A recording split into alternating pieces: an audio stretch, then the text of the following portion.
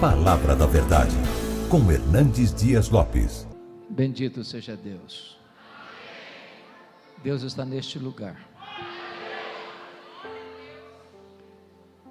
E o Deus que está presente é o Deus que fala. E a Bíblia diz que a voz de Deus é poderosa.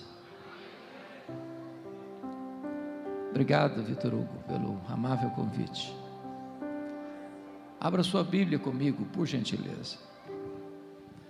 Evangelho de Cristo, conforme o relato de Lucas, capítulo 3,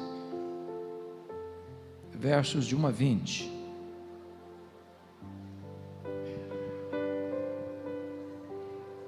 Lucas 3, versos de 1 a 20. Eu peço a todos que, tendo a Bíblia aberta, e após a leitura do texto, manterem sua Bíblia aberta. Eu preciso que você acompanhe comigo na sua Bíblia a exposição. No 15º ano do reinado de Tibério César, sendo Pôncio Pilatos governador da Judéia, Herodes tetrarca da Galileia, seu irmão Filipe tetrarca da região de Itureia e Traconites, e Lisânias tetrarca de Abilene, sendo sumos sacerdotes Anás e Caifás, veio a palavra de Deus a João, filho de Zacarias, no deserto. Ele percorreu toda a circunvizinhança do Jordão, pregando o batismo de arrependimento para a remissão de pecados, conforme está escrito no livro das palavras do profeta Isaías: voz do que clama no deserto, preparai o caminho do Senhor, endireitai as suas veredas. Todo vale será aterrado, e nivelados todos os montes e outeiros. Os caminhos tortuosos serão retificados, e os escabrosos aplanados, e toda a carne verá a salvação de Deus. Dizia ele, pois, às multidões que saíam para serem batizadas: raça de víboras, quem vos induziu a fugir da ira vindoura? Produzi, pois, frutos dignos do arrependimento. E não comeceis a dizer entre vós mesmos: temos por pai a Abraão. Porque eu vos afirmo que destas pedras Deus pode suscitar filhos a Abraão. E também já está posto o machado à raiz das árvores. Toda árvore, pois, que não produz bom fruto é cortada e lançada ao fogo. Então as multidões o interrogavam, dizendo: que havemos, pois, de fazer? Respondeu-lhes: quem tiver 2 túnicas, reparta com quem não tem, e quem tiver comida, faça o mesmo. Foram também publicanos para serem batizados e perguntaram-lhe: mestre, que havemos de fazer? Respondeu-lhes: não cobreis mais do que o estipulado. Também soldados lhe perguntaram: e nós, que faremos? E ele lhes disse: a ninguém maltrateis, não deis denúncia falsa, e contentai-vos com vosso soldo. Estando o povo na expectativa e discorrendo todos no seu íntimo a respeito de João, se não seria ele porventura o próprio Cristo, disse João a todos: eu na verdade vos batizo com água, mas vem o que é mais poderoso do que eu, do qual não sou digno de desatar-lhe as correias das sandálias. Ele vos batizará com o Espírito Santo e com fogo. A sua palha tem na mão para limpar completamente a sua eira e recolher o trigo no seu celeiro, porém queimará a palha em fogo inextinguível. Assim, pois, com muitas outras exortações, anunciava o evangelho ao povo. Mas Herodes, o tetrarca, sendo repreendido por ele, por causa de Herodias, mulher de seu irmão, e por todas as maldades que o mesmo Herodes havia feito, acrescentou ainda, sobre todas, a de lançar João no cárcere. Meus amados, João Batista é certamente uma das figuras mais emblemáticas da Bíblia. João Batista é uma espécie de dobradiça da Bíblia. Ele fecha o Velho Testamento e abre o Novo Testamento. João Batista é aquele tipo de homem empolgado com Jesus antes de nascer. O nascimento dele foi um milagre. A vida dele foi um portento. A morte dele um mistério. Nenhum homem na história recebeu elogio tão elevado de Jesus do que João Batista. Jesus chegou a dizer: dentre os nascidos de mulher, ninguém foi maior do que João Batista. Ele é o precursor do Messias. Ele veio preparar o caminho do Rei dos Reis. Ele veio aterrar os vales, nivelar os montes, endireitar os caminhos tortos, aplainar os caminhos tortuosos. Ele veio para trazer um grande reavivamento espiritual no seu tempo. Então, o propósito de Lucas, que era médico e historiador, é traçar para nós o cenário político e religioso do mundo romano e da província de Israel, nesse tempo em que João Batista é levantado por Deus. Então, pouse comigo seus olhos no verso 1, quando diz assim: no 15º ano do reinado de Tibério César. Lucas vai adotar um método, ele vai partir do geral para o particular, do Império Romano para a província de Israel. Tibério César governou o Império Romano do ano 14 ao ano 37. Se João Batista começou no 15º ano do reinado de Tibério César, eu estou falando que ele começou o seu ministério no ano 29 da era cristã. Como é que era o domínio romano no primeiro século? Nós poderíamos retornar a Júlio César, o grande general, que foi sucedido por César Augusto, que governou do ano 27 a.C. ao ano 14 depois de Cristo. Foi no governo dele que Jesus nasceu. Que foi sucedido por Tibério César, filho adotivo de César Augusto, que governou do ano 14 ao ano 37. O imperador que dominou o mundo quando João Batista começou o seu ministério, quando Jesus morreu na cruz. Quando Jesus pegou aquela moeda e perguntou: de quem é essa efígie? E respondia: de César. Está falando de Tibério César. Tibério César foi sucedido por Calígula, ou Gaio, que governou do ano 37 ao ano 41, e foi assassinado. Que foi substituído por Cláudio, que governou do ano 41 ao ano 54, período em que houve uma grande fome no mundo, e os judeus foram expulsos de Roma. Que foi sucedido por Nero, que governou de 54 a 68, tempo em que foi incendiada a capital do império, a cidade de Roma, que começa um verdadeiro massacre sobre a igreja, tempo em que foram martirizados o apóstolo Paulo e o apóstolo Pedro, que foi substituído por Vespasiano, que governa de 68 a 81, o imperador que inaugura o Coliseu Romano, aquele anfiteatro da morte, quando tantos cristãos foram jogados às feras, que foi sucedido por Domiciano, que governou do ano 81 ao ano 96, quando o apóstolo João é deportado para a ilha de Patmos, uma colônia penal, onde escreveu o livro de Apocalipse. Esse breve relato que eu estou fazendo é para retratar um fato apenas.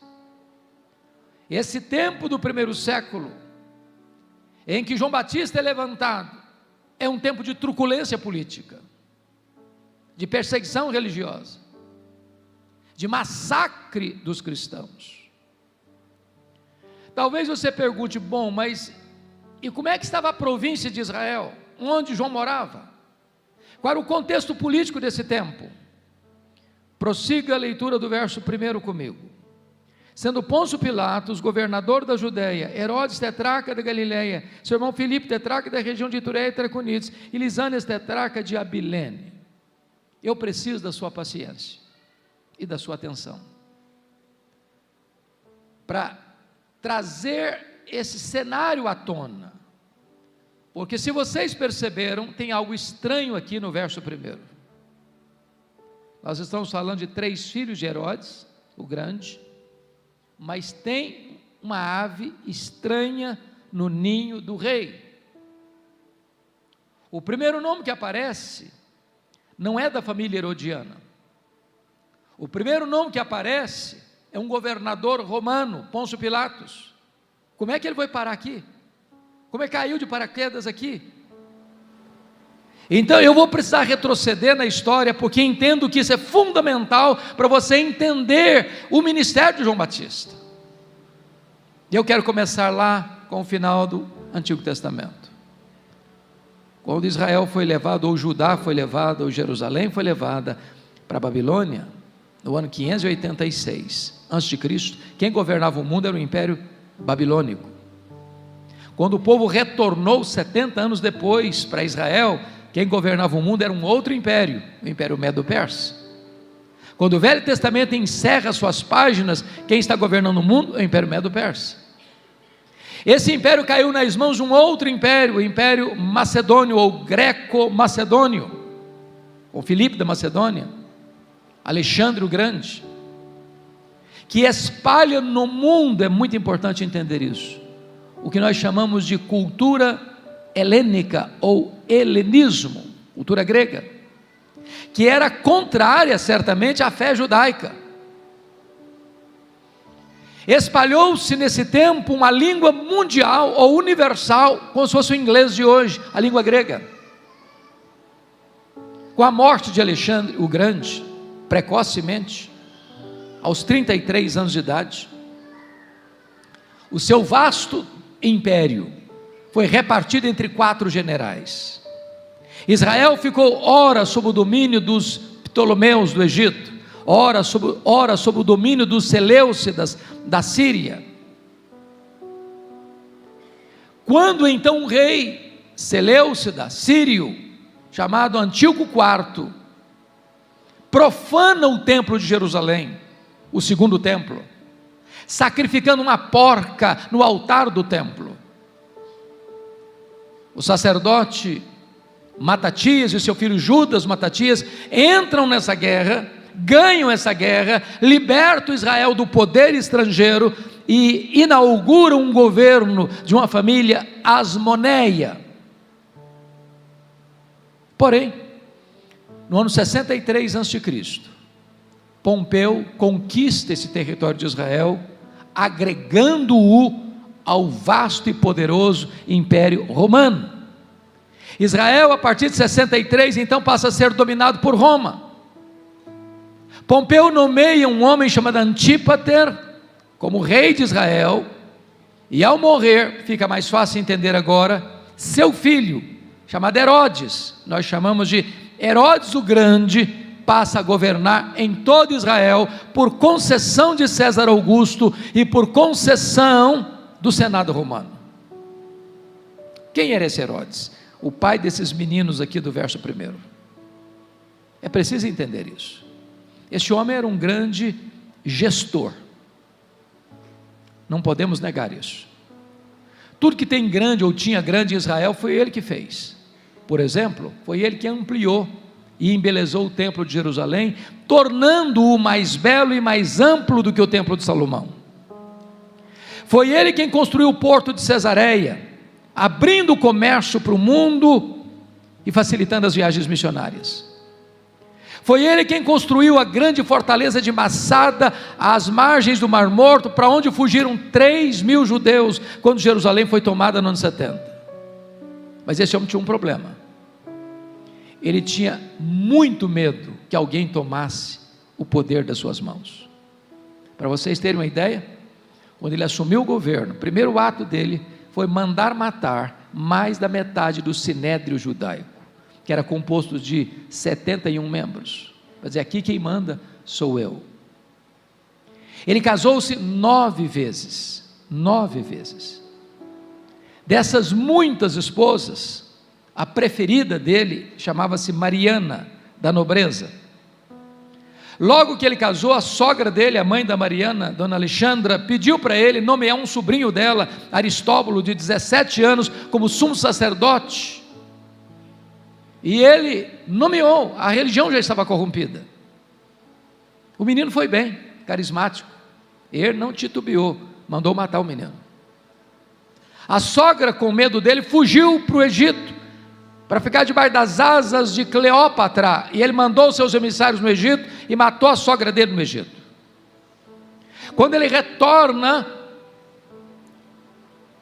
César Augusto convoca Roma, para lhe dar uma descompostura, e fez uma declaração: é melhor ser filho de um porco, do que ser filho de Herodes.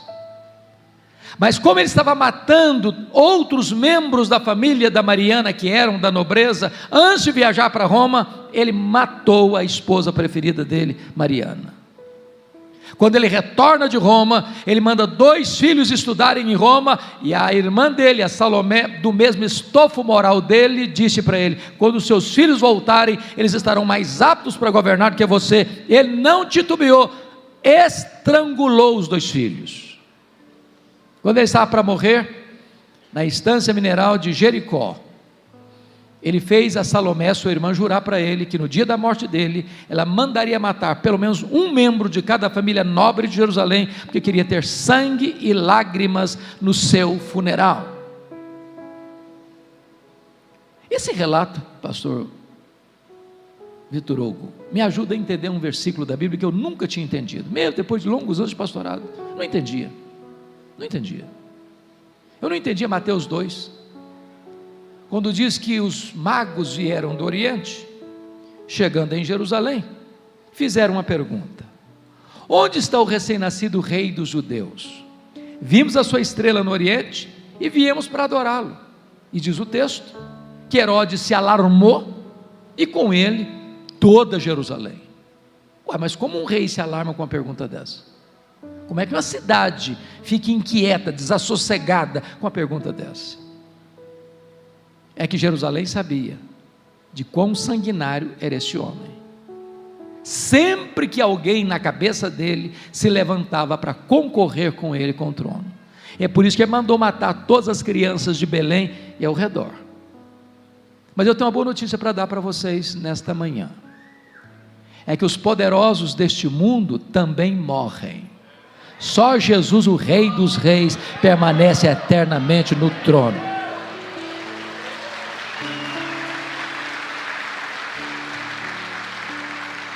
Herodes morreu. Quando ele morreu, todo o reino dele, que cobria todo o território de Israel, foi repartido em 4 partes. Nós chamamos isso de tetrarquia. O que é estranho, e agora eu estou chegando mais de perto na interpretação do verso 1, é que não tem uma tetrarquia aqui, porque a tetrarquia da área mais importante da Judéia, onde ficava Jerusalém, fica Jerusalém, não tem um filho de Herodes, tem um governador romano. O que aconteceu? Você só consegue interpretar Lucas 3:1 à luz de Mateus 2:22, porque lá em Mateus 2:22 diz que quem recebe a tetrarquia da Judéia é o filho dele, Arquelau. Bom, mas cadê o Arquelau? O que aconteceu com Arquelau? Por que ele saiu do mapa e entrou no lugar dele um governador romano? É que o Arquelau foi pior do que o pai, e os judeus então gritaram: tira esse homem do poder, tira esse homem do poder, tira esse homem do poder, bota um governador romano aqui. Notem que Israel não era governado por um governador romano, mas por uma família herodiana, a família edomita. E então Roma, mais do que depressa, tira o Arquelau do poder e põe dentro de Jerusalém o seu pé e nomeia um governador romano. Pilatos não é o primeiro, é o 5º. Bom, Então vou fazer uma perguntinha agora para entender o contexto da província. Esse time que está aqui no verso 1 era gente boa? Pilatos era gente boa? Herodes, Antipas, aquele cara que mandou matar o João Batista e zombou de Jesus, era gente boa? Os filhos de Herodes eram gente boa? E a resposta é um sonoro não. Se o contexto político do império estava muito cinzento, aqui na província era pior ainda. Bom, talvez você agora faça uma outra pergunta. Bom, quem sabe a religião seja o porto seguro. Quem sabe a religião possa ser a porta da esperança do povo oprimido. Mas como é que estava a religião? Veja o verso 2 comigo. Sendo sumos sacerdotes, Anás e Caifás. O que você achou de estranho aqui? Só tinha um sumo sacerdote. Aqui tem dois. A religião já estava corrompida. Do ano 14 a.C.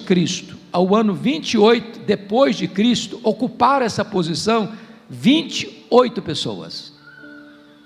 Era o cargo mais elevado da religião judaica. O sumo sacerdote era o presidente do sinédrio. Mas aquelas alturas era um cargo comprado a peso de ouro. O Anás já tinha sido deposto, ele era o sogro, o Caifás era o genro. O Anás já tinha sido deposto, mas ainda nos bastidores comandava.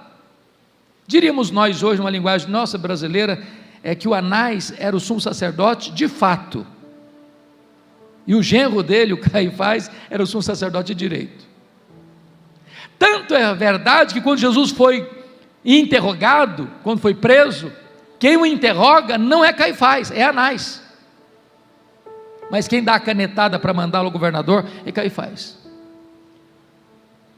Em outras palavras, irmãos, o cenário político do império estava ruim, o cenário político da província estava pior, o cenário religioso estava totalmente corrompido.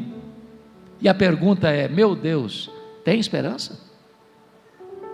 Tem esperança? Você olha para o mundo hoje, irmãos, com uma agenda global anticristã, que persegue com fúria insana os valores cristãos. Você olha para o Brasil, com uma agenda tão contrária aos valores morais, e você pergunta: meu Deus, tem esperança? E eu quero dizer para você que quando você não vê no fim da linha uma luz lá no túnel, ou quando você olha o cenário está todo cinzento, Deus é poderoso para entrar na história, para mudar o placar do jogo da história, para virar a mesa da história e criar um fato novo. Porque é nesse contexto que diz a Escritura que veio a palavra do Senhor a João, filho de Zacarias, no deserto. E aqui começa um grande avivamento. E aqui o caminho do Messias é preparado. E aqui o Filho de Deus entra na história para mudar a história e para trazer salvação e esperança. E é por isso que você e eu estamos aqui nesta manhã. O que é curioso é que a palavra de Deus veio a um homem estranho, e vestia roupa estranha, que se alimentava de uma comida estranha, que pregava num lugar estranho. Mas quando a palavra de Deus vem, não importa se numa grande cidade ou numa pequena cidade, não importa se numa grande catedral ou se numa igreja de chão batido, não importa se debaixo de uma árvore ou no deserto, quando a palavra de Deus vem, as multidões vão se ajuntar para ouvir a palavra de Deus. Sabem por quê, meus irmãos? Não é o lugar que faz o homem, é o homem quem faz o lugar. Como é que foi o ministério dele? Confira o verso 3 comigo. Ele percorreu toda a circunvizinhança do Jordão. Isso é uma agenda missionária. Isso aqui é pedagógico, isso aqui está ensinando para nós, igreja. Leia os profetas, Lê o ministério de João, lê o ministério de Jesus, lê sobre o ministério dos apóstolos. Todos eles pregaram lá fora, onde as pessoas estavam. Hoje nós estamos sempre buscando pregar cá dentro, esperando que as pessoas venham ter conosco. Eles gastaram as solas dos sapatos, nós gastamos o assento dos bancos. A agenda da igreja é centrífuga para fora, nós estamos transformando a agenda da igreja em centrípeta para dentro. Se nós quisermos impactar o mundo, irmãos, nós temos que ir lá fora onde as pessoas estão.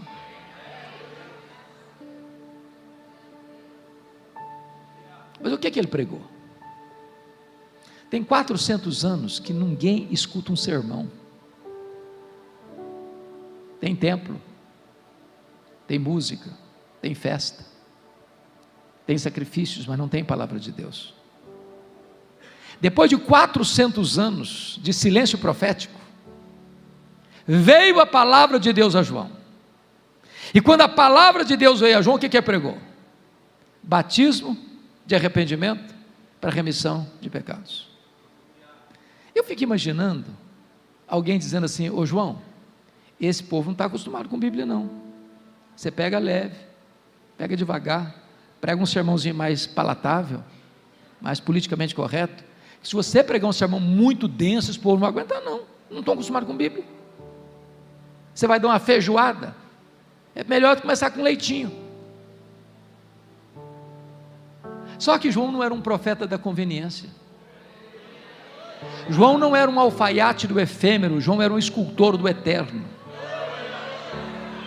Ele prega, mostrando para as pessoas que a não ser que haja uma mudança na vida delas, na mente, no coração, no caráter, na vida, na conduta, a não ser que haja arrependimento, não tem perdão de pecados.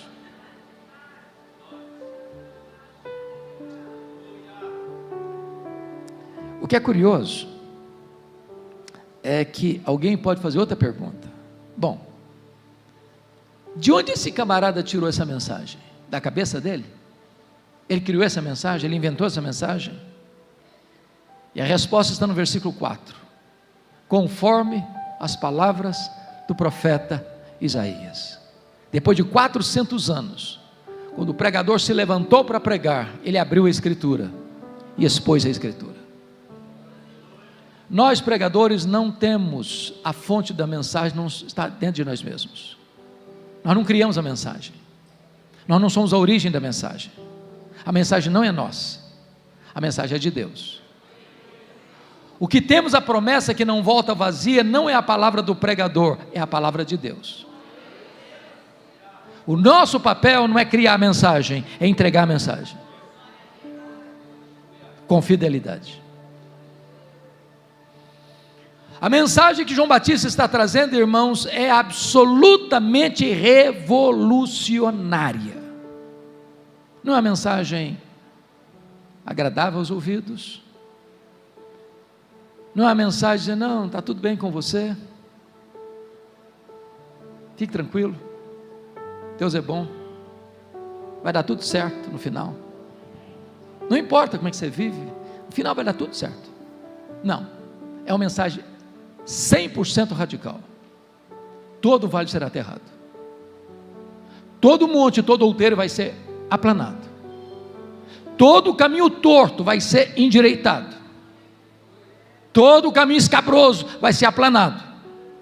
O resultado dessa profunda mudança é um avivamento poderoso, e toda a carne verá a salvação de Deus. O que vale? Vale uma cratera, um lugar sombrio, as áreas cavernosas da alma. Ele não está falando de topografia não, embora ele seja indicado para nós aqui no verso 5, como engenheiro de trânsito do reino de Deus. O que está escrito aí? Voz do que clama no deserto, preparai o caminho do Senhor. Ô irmãos, o que tem como pano de fundo aqui? É que os imperadores e reis do passado quando iam visitar uma província longínqua, não tendo estradas adequadas para ir com a sua comitiva real, enviava seus engenheiros de trânsito, preparando os caminhos, abrindo as estradas. João Batista é esse engenheiro de trânsito, mas a estrada é o seu coração, é o meu coração. Sabe por quê? O Senhor Jesus só se manifesta na igreja e através da igreja. É por isso que quando João vê Jesus no Apocalipse, e ele se volta para ver quem falava com ele, ele não vê quem falava com ele, ele viu 7 candeeiros, ele viu as 7 igrejas, e Jesus no meio da igreja. O mundo vai ver Jesus na igreja e através da igreja.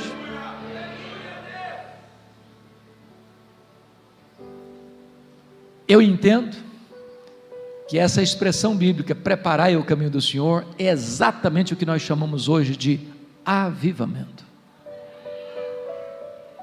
Eu tive o privilégio, pastor Vitor Hugo, de visitar a missão Quacis-Abantu, onde aconteceu um grande avivamento em 1966, entre os Zulus, na África do Sul. Aquele avivamento, irmãos, foi tão marcante que foi construído um templo numa fazenda para 15 mil pessoas, com 3 cultos por dia. Caravanas do mundo inteiro indo lá ver o que estava acontecendo. Cegos viram, tetraplégicos andaram. E eu tive a oportunidade de ouvir o testemunho da regente do coral, que ficou morta 17 horas. Ao ser levada para o cemitério, o Senhor a levantou da morte. Levamos ali uma caravana de 80 pessoas. E brasileiro é místico, por natureza. E muitos, eu acho que até eu também, pensamos, quem sabe a gente vai ver alguma coisa muito extraordinária, um milagre acontecendo diante dos nossos olhos. Confesso a vocês que nós não ouvimos em 15 dias nenhuma palavra sobre milagres. Milagre nunca foi o centro, a essência de um avivamento. Eles acontecem, mas eles não são o centro do avivamento. São evidência. Mas eu nunca vi um senso tão profundo da presença de Deus, de santidade. Parecia que você podia pegar Deus no ar. Eu nunca vi a cena que vi, porque criança é criança em qualquer lugar do mundo. Num culto, mais de 100 crianças num lençol, prostrados com o rostinho no chão, clamando a Deus. Então perguntamos ao pastor Erlo Stigen, que foi o instrumento que Deus usou naquele avivamento: o que é avivamento, pastor? Ele nos respondeu: avivamento é preparar o caminho do Senhor, para que Ele se manifeste.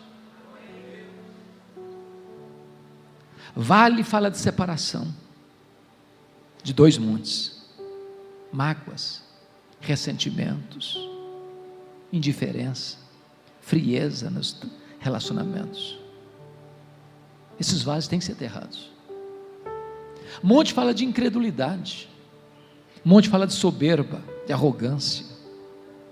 Tem muita gente no reino de Deus, na igreja de Deus, de nariz empinado, peito estufado, olhando os outros de tamanco alto, de cima para baixo. Caminho torto fala de vida dupla, de hipocrisia, de discursos sem vida. Caminho escabroso fala de alguma coisa que está fora do lugar, seja na sua vida pessoal, sexual, conjugal, relacional, espiritual. Enquanto essas coisas não forem tratadas, as chuvas serão retidas, o avivamento não vem. Eu acho que todos vocês estão impactados com o que está acontecendo em Asbury, no estado de Kentucky. Estava conversando com o pastor Vitor Hugo, que eu tenho estado em contato contínuo e direto com vários pastores, colegas meus, que foram lá ver o que estava acontecendo. O primeiro deles um grande amigo, um homem muito culto, disse para mim: eu vou lá. Eu fui, mas fui um pouco cético. E quando ele chegou lá, ele foi profundamente tocado, impactado, dizendo para mim: olha, pastor, o que aconteceu aqui, está acontecendo aqui, não tem explicação, a não ser por uma poderosa intervenção de Deus. Nenhum cantor famoso, nenhum pregador famoso. Eu escutei ontem à noite o sermão que foi pregado, que deu o pontapé inicial, sermão simples, num dia comum da capela, sermão sobre o amor de Deus, o amor de uns aos outros, Romanos 12, de 3 em diante. Filas de 2 quilômetros, 3 quilômetros, temperatura abaixo de zero, crianças, homens, mulheres, velhos, sem uma murmuração, sem uma reclamação, um senso da presença de Deus na fila e lá dentro. Praticamente 2 semanas, vai fazer a quarta-feira agora, amanhã, ininterruptamente adorando a Deus, corações quebrantados, lágrimas de arrependimento, confissão de pecados. E como é que começou o avivamento? Depois do sermão, e eu escutei o sermão, depois eu mando para o senhor o sermão. O povo voltou para a sala de aula, e um estudante permaneceu na capela, dobrou os joelhos e começou a confessar os seus pecados, pecados horríveis, com medo de que alguém pudesse censurá-lo, rejeitá-lo, repudiá-lo. Mas 18 outros estudantes abraçaram-no, se ajoelharam com ele e choraram, e ali os professores foram para a sala de aula e disse: cadê os outros estudantes? 19 não tinham voltado para a sala de aula, foram para lá para ver, e a presença de Deus estava lá, e a universidade parou, e a cidade que é do interior parou, e esse vento tem soprado para outras universidades e para o mundo afora.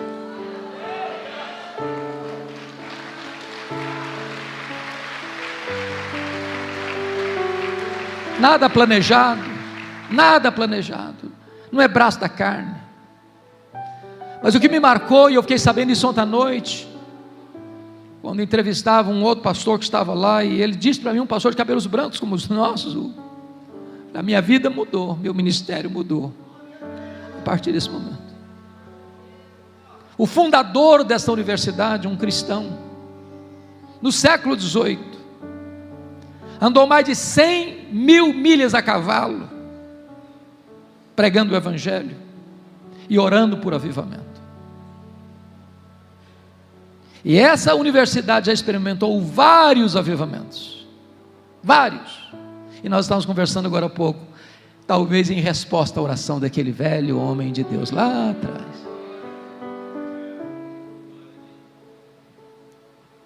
É preciso preparar o caminho do Senhor para que Ele se manifeste. Oh meu Deus, quem sabe o Senhor sopre sobre nós nesta manhã.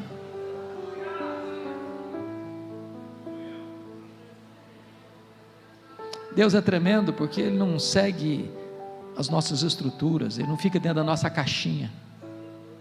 A gente imagina que quando chegar um avivamento vai ter um pregador famoso, uma banda maravilhosa, um cantor maravilhoso, uma igreja. Deus começa numa capela de uma escola. Sabe o que a Bíblia diz? Que os olhos de Deus estão por toda a terra, procurando um homem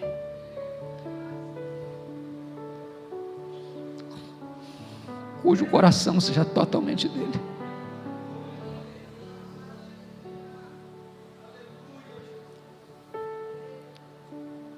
Mas você pode perguntar o texto também. Quem estava lá escutando João Batista? Quem estava lá?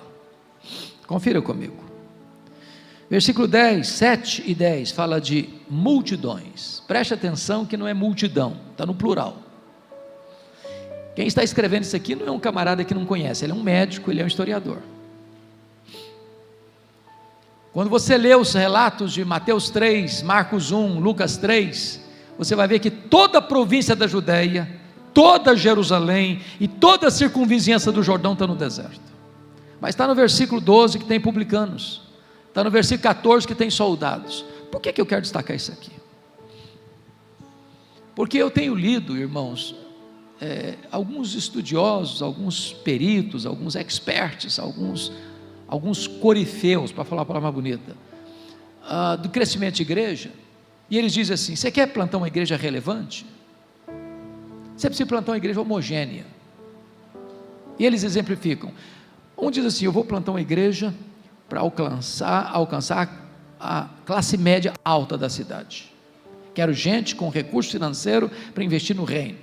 Aí vou plantar uma igreja do lado de um grande condomínio de luxo da cidade. Outro diz assim: bom, eu quero plantar uma igreja para alcançar a elite intelectual. Quero gente que tenha a capacidade de ser influenciadora,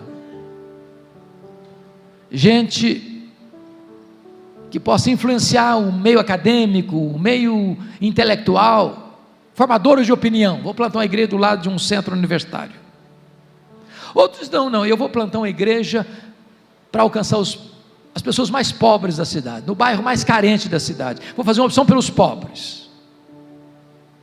Quando eu olho para a Bíblia, eu não vejo nada disso. Nada disso.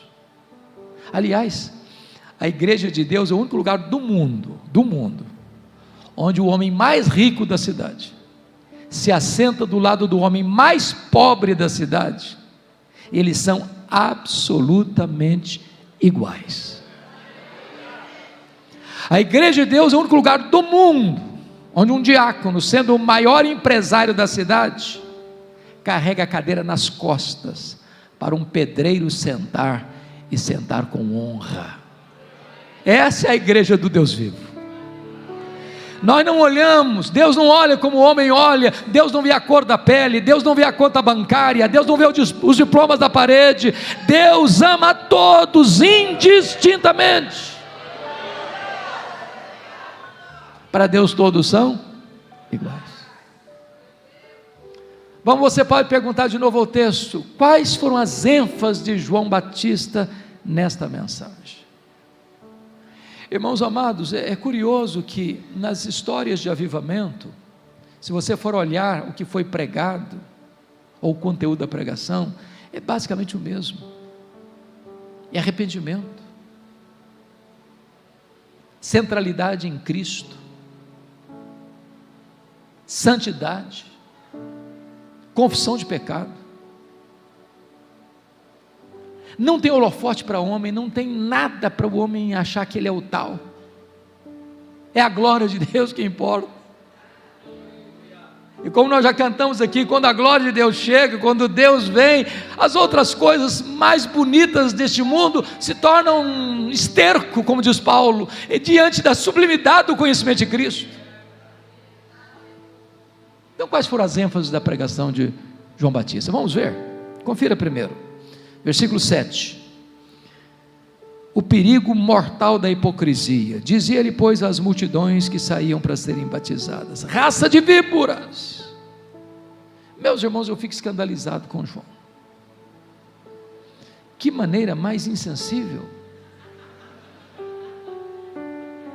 mas que falta de polidez.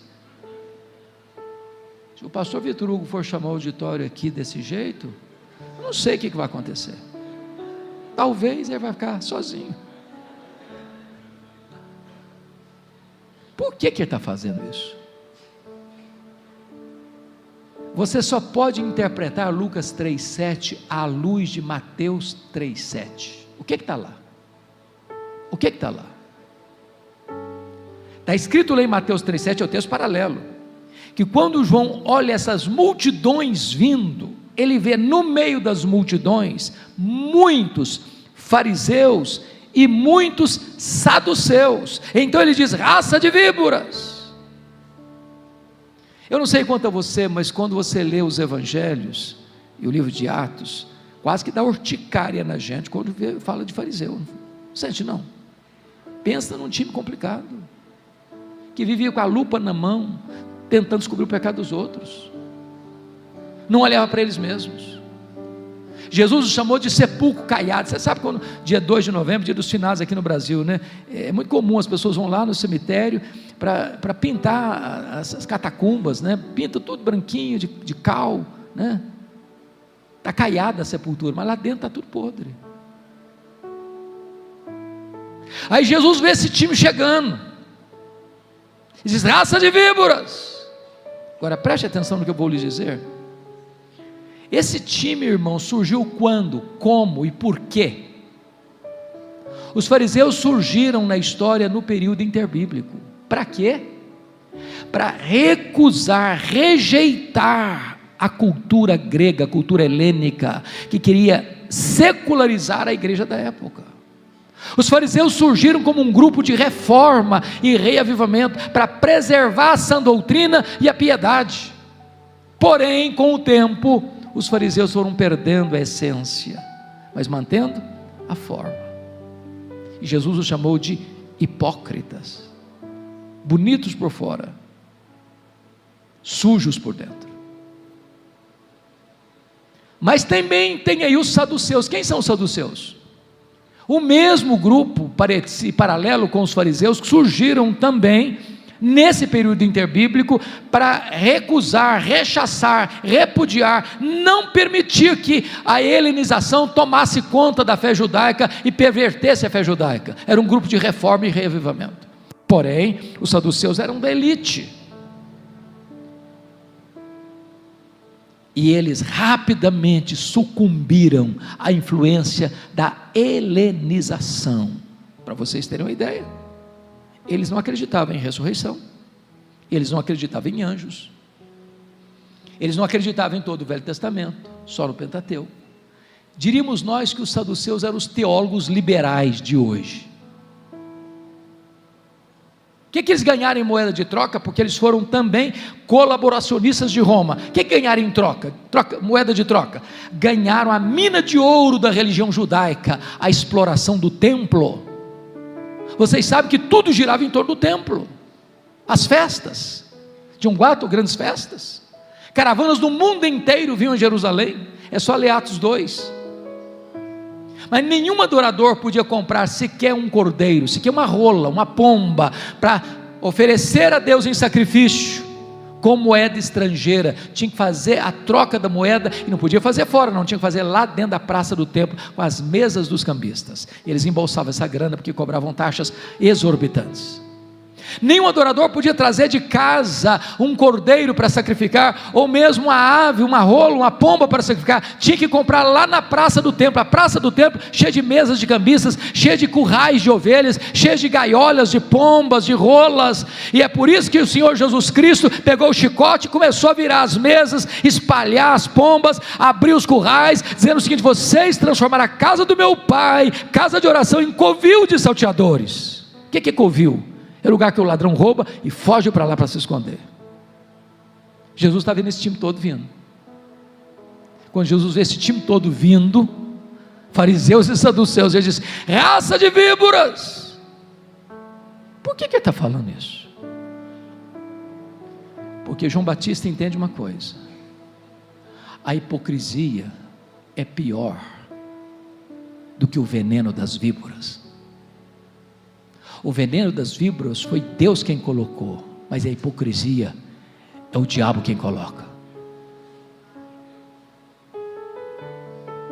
E todos nós, num grau maior ou menor, usamos máscaras.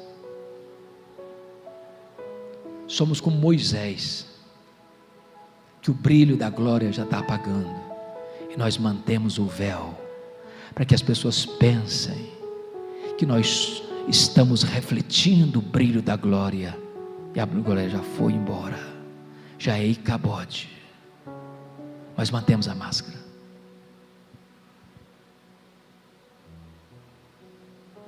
Se você falar para mim hoje: pastor, eu nunca botei uma máscara, pois agora mesmo você acaba de afivelar a máscara da mentira. Avivamento é quando o meu pecado é confrontado, é quando as máscaras caem.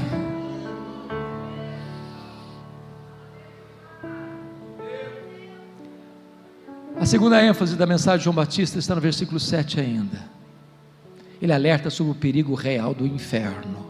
Quem vos induziu a fugir da ira vindoura? Ô pastor Vitor Hugo, eu fico chocado com João Batista. Sabe por quê? Tem 400 anos que ninguém prega. Tem tanta coisa boa para pregar, irmãos. O amor de Deus, a bondade de Deus, a fidelidade de Deus. O cara vai me pregar o primeiro sermão sobre o inferno. Dá para entender isso, irmãos? Dá para entender? Eu estou com 41 anos de ministério. Eu nunca vi o pastor da igreja, seja o pastor Vitor Hugo ou eu, qualquer outro, se levantar para pregar um sermão sobre o inferno. E lá na porta da igreja, o crente dá um abraço no pastor. Pastor, que sermão maravilhoso que o senhor pregou hoje. Estou sendo até mais leve da igreja hoje. Não dá ibope não. Não dá ibope. Mas me permita dizer isso a você hoje. É melhor você ouvir sobre o inferno do que ir para o inferno.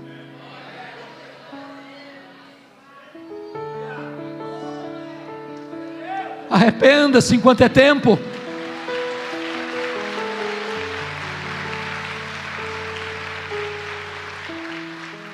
Terceira ênfase, meus amados, está aí no versículo 8.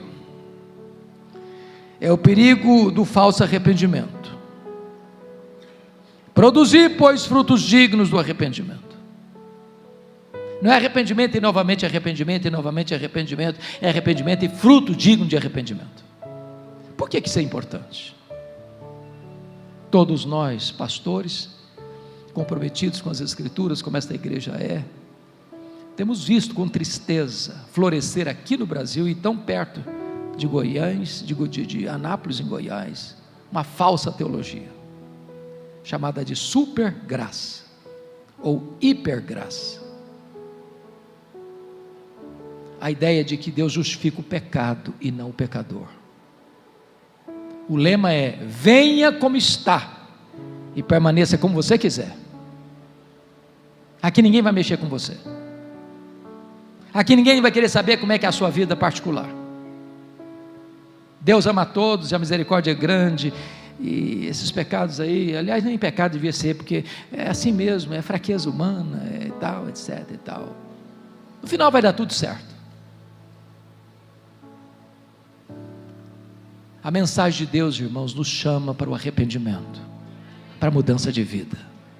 O que Deus requer de você e de mim é um novo coração, é uma nova mente, é uma nova vida, é ser nova criatura, onde tudo se fez novo na nossa história. A quarta ênfase de João Batista, na pregação dele, é alertar-nos sobre o perigo da falsa confiança religiosa. Olha o versículo 8: e não comeceis a dizer entre vós mesmos, temos por pai Abraão. Me permitam dizer o que está acontecendo aqui. Sabe o que está acontecendo aqui? O auditório de João Batista está dando uma carteirada nele. Estão dizendo: ô João, calma lá, alto lá. Você sabe com quem você está falando? Ué, nós temos pedigree. Nós somos filhos de Abraão, cara. Corre nas nossas veias, mais que sangue azul, corre em nossas veias o sangue de Abraão. Então não vem com esse sermão pesadão para o nosso lado não. Está tudo bem com a gente, o que é isso? Me permita dizer uma coisa: os verdadeiros filhos de Abraão não são aqueles que têm o sangue de Abraão correndo em suas veias, são aqueles que têm a fé de Abraão habitando em seu coração. A última ênfase da pregação de João Batista, irmãos, que trouxe um despertamento espiritual, é a necessidade de dar frutos ou o perigo de uma vida infrutífera. Veja comigo o verso 9: e também já está posto o machado à raiz das árvores. Toda árvore que não produz bom fruto é cortada e lançada no fogo.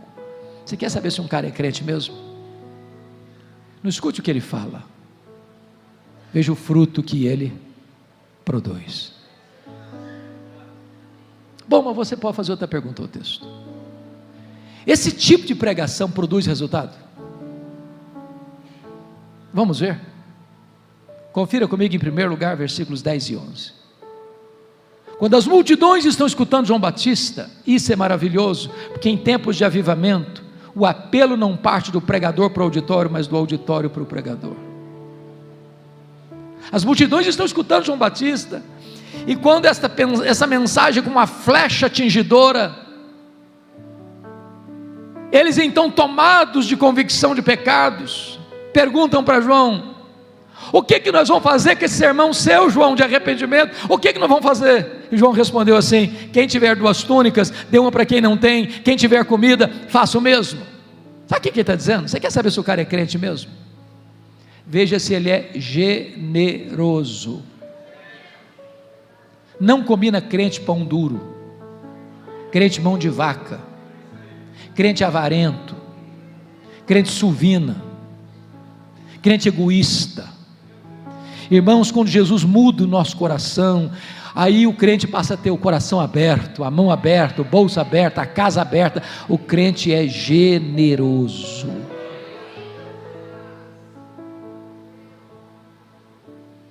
O crente ama. E o sermão que eu escutei, pastor Vitor, que precipitou esse avivamento em Esbury, foi esse: você precisa preferir o seu irmão em honra, colocar o seu irmão na sua frente em honra. Sabe o que significa isso? É amar não com palavras, mas de fato e de verdade. Agora me permita dizer outra coisa: generosidade não é arrependimento. Ninguém vai para o céu porque dá roupa, que dá comida para alguém. Generosidade é a evidência do verdadeiro arrependimento e não um substituto do verdadeiro arrependimento. Vamos ver o segundo resultado? Confira aí comigo, versos 12 e 13. Os publicanos estavam lá, os cobradores de impostos, e perguntaram assim para João: ô João, e nós? Aliás, chamaram João de nome bonito: mestre, e nós? E João respondeu para eles assim: não cobreis mais do que o estipulado. Você quer saber se o cara é crente mesmo? Veja se ele não passa a perna nos outros. Veja se ele é honesto nos seus negócios. Veja se ele não faz falcatrua para ganhar dinheiro ilícito, para encher o bolso de dinheiro mal adquirido. Veja se ele é confiável. O que eu estou falando aqui, meus irmãos, é de Receita Federal, falando do leão. Roma na época não tinha a estrutura que se tem hoje para arrecadar impostos, tributos. O que Roma fazia? Roma fazia uma concessão para um indivíduo arrecadar os impostos daquela região, com o compromisso de repassar um valor devido para os cofres de Roma. Mas Roma não estava nem aí se esse cobrador de imposto cobrasse muito mais para embolsar a grana, o resto, num esquema de exploração. É por isso que os publicanos eram a raça mais odiada em Israel, porque eles oprimiam o povo com taxas abusivas, escandalosas, para se enriquecerem. Mas confira comigo em terceiro lugar o versículo 14. Os soldados também estavam lá escutando João Batista. Os soldados eram romanos, num território ocupado, e eles estão lá escutando João Batista com a arma, com a sua farda. E nós, João, o que vamos fazer? E ele respondeu: a ninguém maltrateis, não deis denúncia falsa, contentem com o salário de vocês. O que ele está querendo dizer com isso? Irmãos, tem muita gente que às vezes, do alto do seu posto de autoridade, fardado ou não, corre o risco de exorbitar na sua liderança e machucar gente, e oprimir pessoas, maltratar pessoas, que tem um poder na mão. Não deis denúncia falsa. O que ele está querendo dizer? Preste atenção no que eu vou lhe dizer agora.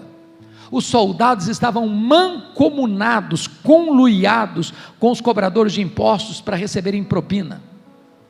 Então eu vou ilustrar. Alguém chegava na casa do Oséias. Falou: Oséias, eu vim dizer para você, cobrador de imposto, publicano, que o imposto que vai pagar esse ano é tanto. O Oséias dava um suspiro e falou: eu não posso pagar isso tudo. Pois é tanto. Mas se eu for pagar isso tudo, eu não vou nem comer, vai faltar coisa para minha família. O imposto é tanto, não discutia mais não, ia embora. Entrava o soldado romano: Oséias, você vai pagar tanto. Eu não posso pagar isso, ou você paga ou eu te denuncio. Ser denunciado por um soldado romano era botar a cabeça a prêmio. Parte dessa grana ia para o bolso do soldado. E esse time está lá escutando João Batista. E nós, João? Não maltrata ninguém não. De denúncia falsa não. Contente com o seu salário. Você quer saber se o cara é crente mesmo? Veja se ele não faz manobras, malabarismos, de esquemas, de propina, para ganhar dinheiro. Irmãos, a igreja evangélica brasileira precisa de um choque ético, porque o evangelho transforma o caráter, a vida, a empresa, a fábrica, a indústria, o comércio, a política.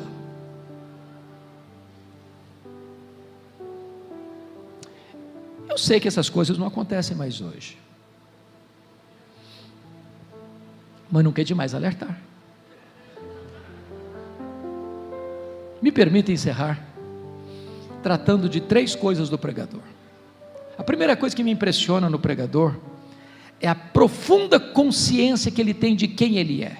Olha o verso 15 e 16 comigo. Estando o povo na expectativa, povo, uma palavra no coletivo, não é isso? Substituindo as multidões dos 7 e 10. Estando o povo na expectativa, escorrendo quantos? Todos. Os detalhes ganham relevo. Discorrendo todos no seu íntimo a respeito de João, se não seria ele porventura o próprio Cristo. Disse João a quem? A alguns não, a todos. Eu batizo com água, mas aquele que vem depois de mim é mais poderoso do que eu, e ele vos batizará com o Espírito Santo e com fogo. Preste atenção no cenário agora. Essas multidões estão escutando João, e João era uma espécie de cara de leão, ele não tem medo de ninguém. Aí de repente todo mundo começa a pensar assim: ô gente, esse cara não veio preparar o caminho do Senhor é nada, ele é o próprio Messias, ele é o Messias, ele mesmo, 100% dos votos, todos dele, é ele mesmo. E essa cogitação de toda a multidão se transforma numa pergunta, e essa pergunta beija os ouvidos de João Batista com aquela voz aveludada do sibilo da serpente, e a pergunta é essa: ô João, porventura você não é o próprio Cristo? Olha a tentação aí, olha a tentativa de botar um homem no pedestal aí. Se João tivesse engolido a isca venenosa, ele podia pensar assim: bom gente, quer dizer, pensando bem, eu acho que eu sou um fenômeno. Uai, tem 400 anos que ninguém junta tanta gente. Se eu me declarar Messias aqui, o povo já tem do meu lado. Não, ele não engoliu a isca venenosa, não, ele foi categórico: eu não sou o Messias, eu vim preparar o caminho do Messias. Eu não sou o verbo, eu sou apenas uma voz que clama no deserto. Eu não sou a luz, eu aponto para Jesus e digo: este é a verdadeira luz que vindo ao mundo ilumina todo homem. Eu não sou o cordeiro, eu aponto para Jesus e digo: este é o cordeiro de Deus que tira o pecado do mundo. Eu não sou o noivo, eu sou apenas o amigo do noivo. Eu batizo com água, mas aquele que vem depois de mim é mais poderoso que eu, e ele vos batizará com o Espírito Santo e com fogo. Eu não sou o que é digno de me curvar, desatar as correias das suas sandálias. Eu tenho um lema de vida: convém que ele cresça e que eu diminua. O que João está nos mostrando aqui, irmãos, é a necessidade de dar toda a glória ao nome do Senhor, porque dele, por meio dele e para ele são todas as coisas. A segunda coisa é a consciência deste pregador de quão limitado ele é. Notinha de rodapé. Nós temos quantos pastores aqui? Levanta a mão os pastores do auditório. Nós temos vários pastores. Louvado seja Deus, louvado seja Deus. Meus amados, nós pastores precisamos sempre ter essa consciência que nós somos rigorosa e absolutamente limitados. Versículo 16, olha aí. João diz: eu batizo com água, mas aquele que vem depois de mim é mais poderoso do que eu. Ele vos batizará com o Espírito Santo e com fogo. Não importa se Vitor Hugo, não importa se o Antônio, o José, o maior pregador, o menor pregador, não importa.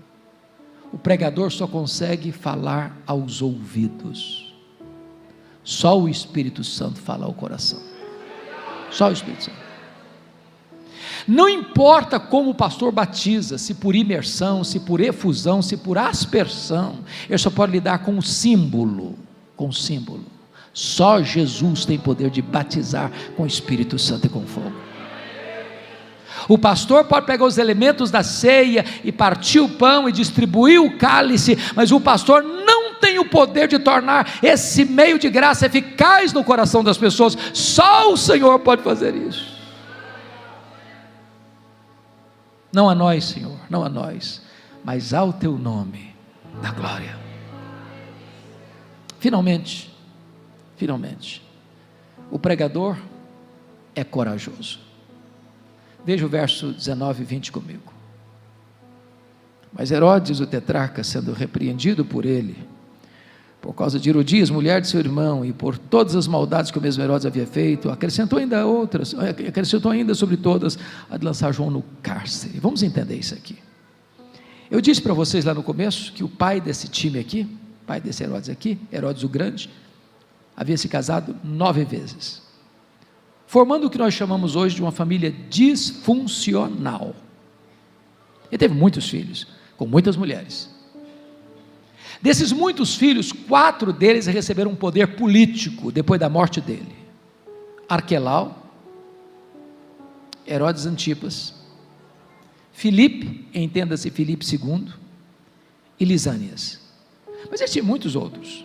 Um dia, esse Herodes Antipas, tetrarca da Galileia, vai a Roma e visita o seu irmão Filipe I, que era casado com Herodias. Esse Herodes aqui, Antipas, também era casado com a filha do rei Aretas. E chegando lá em Roma, para visitar o seu irmão, ele se engraça com a cunhada dele, Herodias. Herodias, por sua vez, era filha de Aristóbulo, que era um dos outros filhos de Herodes o Grande. Portanto, a Herodias não era apenas cunhada dele, era também sobrinha dele. Então o pecado de Herodes foi de adultério e de incesto.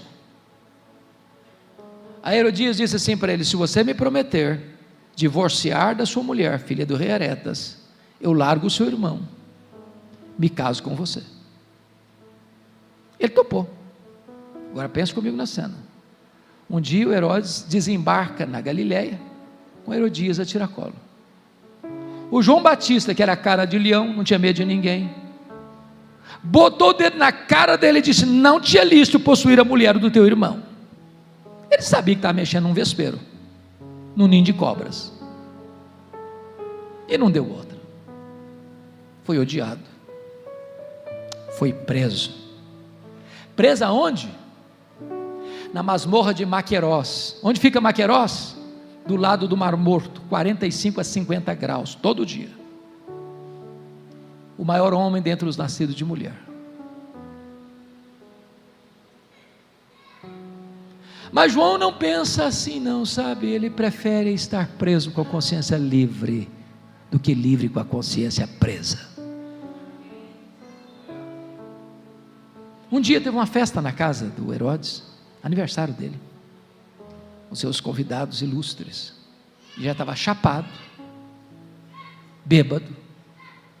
A filha de Herodias dança desenvoltamente na presença dele, e ele faz promessas mirabolantes, inconsequentes para a menina. E a menina, tão sagaz quanto a mãe, perguntou: mãe, o que é que eu peço? E a mãe era uma víbora, e disse: peça a cabeça de João Batista numa bandeja. Sai o carrasco lá da Galileia, vai lá no Mar Morto, tira o João Batista da prisão, bota a cabeça dele num cepo e tosa a cabeça dele. E agora a cabeça, pingando sangue, entra na festa como um bolo macabro, uma festa desastrosa. E o maior homem dentre os nascidos de mulher é degolado por ordem de um rei bêbado, de uma mulher adúltera, de um adolescente inconsequente. E você sai horrorizado dessa cena, chocado, perplexo. Que tragédia, que final inglório. Mas João Batista não pensava assim, não. É melhor perder a cabeça com honra do que mantê-la por uma mentira.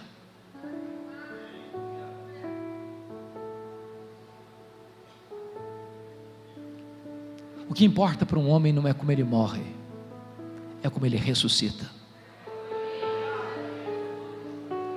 Irmãos, eu não sei o que vem por aí, no Brasil e no mundo, mas parece que as nuvens estão ficando muito escuras, parece, e nossa geração não suporta mais crentes covardes.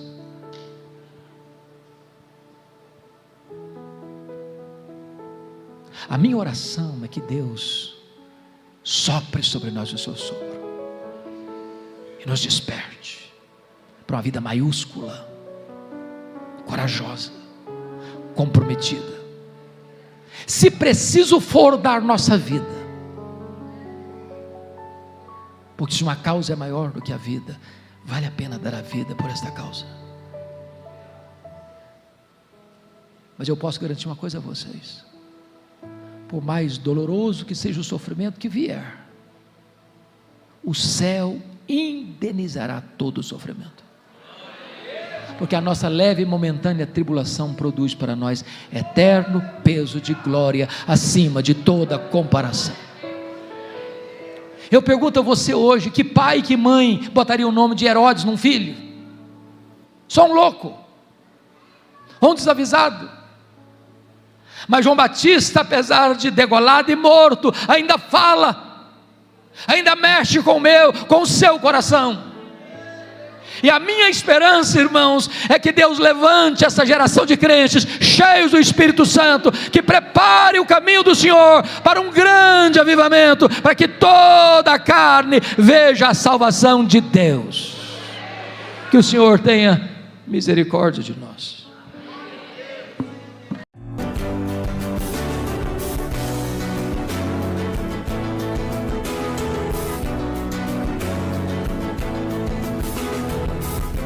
Palavra da Verdade, com Hernandes Dias Lopes.